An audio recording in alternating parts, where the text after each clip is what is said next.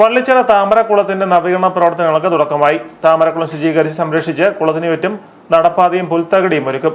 ലൈറ്റുകളും നിരീക്ഷണ ക്യാമറകളും ചാരുബെഞ്ചും ഹാൻഡ് റെയിലും സ്ഥാപിച്ച് മനോഹരമാക്കാൻ 25 ലക്ഷം രൂപയുടെ പദ്ധതിയാണ് നടപ്പാക്കുന്നത്. ഇതോടൊപ്പം കുടുംബശ്രീയുടെ കോഫി ബാർ, വിപണന കേന്ദ്രം എന്നിവയും ആരംഭിക്കും.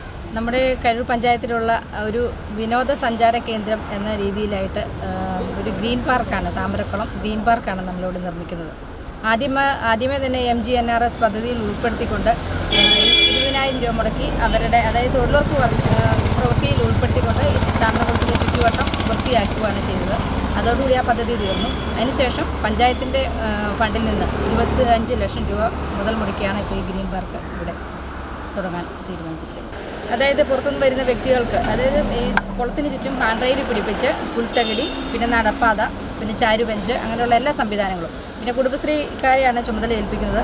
അവരുടെ അതായത് ഐസ്ക്രീം പാർലർ, ടീ ഷോപ്പ് അടക്കം അവിടെ ഒരു വർക്ക് ഷെഡും നമ്മൾ ഇതിനോടൊപ്പം ചെയ്യുന്നു.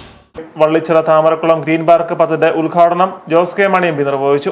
ഈ പഞ്ചായത്തിന്റെ അധ്യക്ഷ എന്ന നിലയ്ക്ക് നമുക്കറിയാം, വിവിധ ബൃഹത്തായ പദ്ധതികൾ, മറ്റുള്ള ഗ്രാമപഞ്ചായത്തിന് പോലും മാതൃകയായ പദ്ധതികൾ ഇവിടെ നമുക്കറിയാവുന്നതുകൊണ്ട് കഴിഞ്ഞ വർഷവും കഴിഞ്ഞ മുമ്പത്തെ വർഷവും മുഴുവൻ വിഹിതവും പഞ്ചായത്തിന്റെ ഉപയോഗിച്ചുകൊണ്ട് മുന്നേറുവാൻ കഴിഞ്ഞു എന്നുള്ളത് നമുക്കെല്ലാവർക്കും അറിയാവുന്നതാണ്.